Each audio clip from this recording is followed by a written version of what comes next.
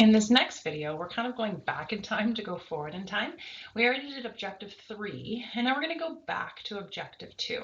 So when I'm teaching in class, no one ever questions this, but now that they're kind of going video by video, it seems weird, but it's the flow that makes the most sense in my head. So what we're going to do now is we're going to find the slope of a line from the equation of a line. And there's two methods of doing this. Method 1 is to find the slope using 2 points. And the easiest 2 points to find are the x-intercept and the y-intercept. To find the x-intercept, you let y equal to 0.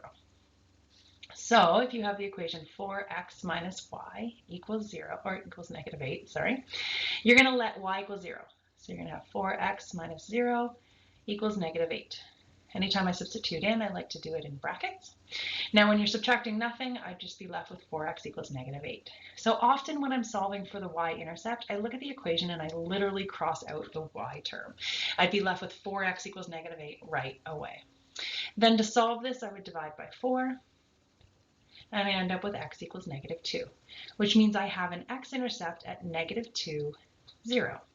The second point, and really we're just finding x and y intercepts because they're the easiest points to find, is the y-intercept, and you find it by letting x equal to 0. So again, you could cross out the x term and be left with negative y equals negative 8, or go the proper way and substitute 0 in for x.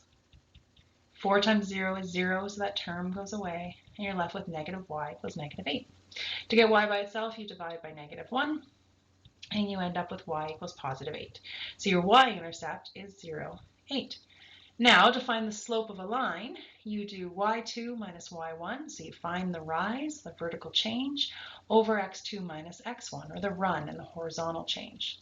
To figure out which point to put in where, I like to list my points on top of each other. You do not have to do this, but it keeps me organized. So on the top, I'm going to do 8 minus 0, which means that on the bottom, I have to do 0 minus minus 2. And you could go straight to writing 0 plus 2 if you like, it doesn't matter. You'd be left with 0 or 8 divided by 2, which is 4. Which means the slope of this line is 4. How did we get it? We found 2 points on the line, used the slope formula, and found the slope of the line. Option number 2 is by solving for y. Method 2 is going to be the way everybody ends up doing this, but it's always good to start with where you know or what you know. So if your equation is 4x minus y equals negative 8, and we want to solve for the slope, I'm going to tell you to solve this equation for y. So think back to solving literal equations from chapter 1. We're going to try to get y by itself. What's in the way? Well, we're going to do the addition subtractions first. So we're going to subtract this whole group, negative 4x. What we do to one side, we're going to do to the other. On the left, I'd be left with negative y. On the right, get used to writing your x term first. It will just make your life easier. So I mentioned that in chapter 1, and this is where it's going to actually matter. So when you subtracted 4x, we're going to write it first and write it as negative 4x minus 8. Then to get y by itself, we're going to divide every term by negative 1. And you end up with y equals positive 4x plus 8. And what I want you to notice here is that the slope is going to come out here.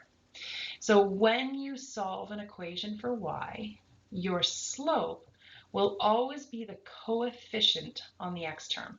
Those who've done any math previously, you'll remember y equals mx plus b.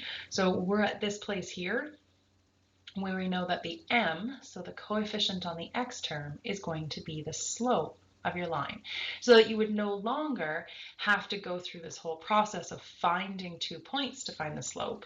You could just rearrange your equation for y and your slope would come out.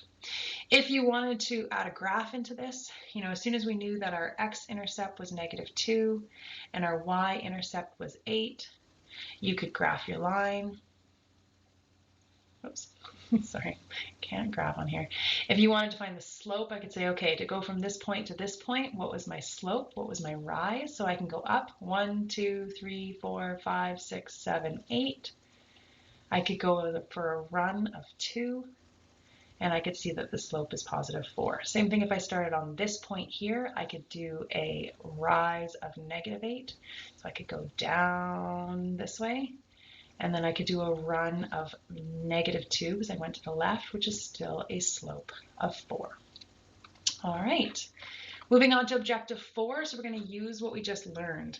So parallel lines, this is kind of the new piece of it, is that parallel lines look like this. They're train tracks. So they're lines that have equal, or not, that's not what I want to write in here. Sometimes fill in the blanks get me. They have the same slope or equal slopes. So parallel lines have the same slope. So if I wanted to test if two lines were parallel, if they gave me points, I need to find the slope. So the slope of line 1, so subscripts are always identifiers, they have no mathematical operation. So this is shorthand for I'm finding the slope of line 1. And I want to find y2 minus y1 over x2 minus x1. First thing I would do is list my points. I have a point 4, 5, and I have a point negative 2, 1. It doesn't matter what order you write these in. I just always put my bigger numbers on top. So I'm going to do 5 minus 1 on the top. On the bottom, I'd have 4 minus minus 2, which would give me positive 4 over 6, because this is 4 plus 2, which would simplify to 2/3. So the slope of line 1 is 2/3. What's the slope of line 2? Well, we're going to use the same process, y2 minus y1 over x2 minus x1. We're going to put our points over on the side, which again, you don't have to, but I like doing. Your rise is going to be 0 minus minus 2, and your run is going to be 3 minus 0. On the top, take away negative 2 would be positive 2 over 3. So since the slope of line 1 equals the slope of line 2, therefore the lines are parallel. So you're going to be asked to determine if the lines are parallel using slope, because of course you could draw these and see if they're parallel, but we're just testing, can you find the slope of a line using 2 points, but trying to make it more interesting. Second question, perpendicular lines. So perpendicular lines have what we call negative reciprocal slopes.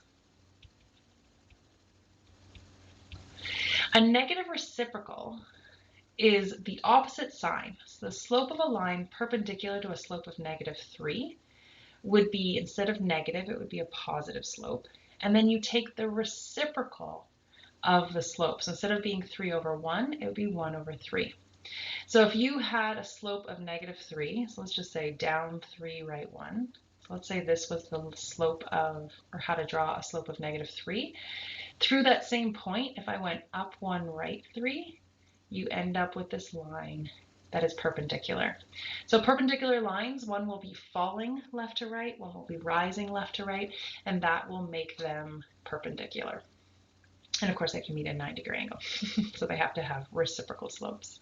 So the reciprocal of negative 4/3, again, would be positive, and then it would be 3 over 4. The reciprocal of, or negative reciprocal of positive 1/6 would be negative 6 over 1, or just negative 6. So that's what a negative reciprocal looks like. So now here's the question. Are the lines with these equations perpendicular? So they've given you, instead of 2 points, they've given you the equation of a line and asked you if the lines are perpendicular. So again, you're going to determine it from slope. To determine the slope of a line in this form, instead of finding 2 points and finding the slope, we would just solve for y. So let's call this one line 1 and this one line 2. So if we're working on line 1, it's 2y equals 3x minus 6. To get y by itself, I just have to divide everything by 2. I end up with y equals positive 3/2 x minus 3. Finding the slope of line 2, again, I have 2x plus 3y equals negative 6. I'm going to solve for y. So I'm going to subtract 2x first. I get positive 3y equals negative 2x minus 6. Then I'm going to divide by 3. So my slope, or my equation, would be y equals negative 2/3 x minus 2. So the slope of line 1 is positive 3/2. The slope of line 2 is negative 2/3. Since these two are negative reciprocals of each other, therefore the lines are perpendicular. So really what that was testing was just two different ways to find slope and then what the meaning of the slope may be. So if the slopes are equal, they're parallel. If the slopes are negative reciprocals, they are perpendicular. Last question is, what is the slope of a line perpendicular to a line that says it's y equals 2? So this is a bit of a tricky one. We don't know the slope of a line y equals 2. If I told you that all lines are in the form y equals mx plus b, we'll learn what b is in the next lesson, but if I said that this is what's missing, the x term's gone, and I have just y equals 2, maybe that would show you that the slope is 0. Or maybe it would be better if you knew what this line y equals 2 looks like. A line that goes through y equals 2 goes through a y value of 2 and only a y value of 2. So no other y values. There's no change in rise. So its run is infinite, but there's no rise. This is y equals 2. So if I wanted to find just the slope of a line, not the equation of, but the slope of a line that's perpendicular to the line y equals 2, to be perpendicular to a horizontal line, you would need to be a vertical line. And a vertical line always has an equation of x equals something, and it has a slope that is undefined. So if your slope is 0, the slope of a line perpendicular to 0 would be undefined. All right, that's 2.2. Go give your homework a go, and we'll see you for 2.3.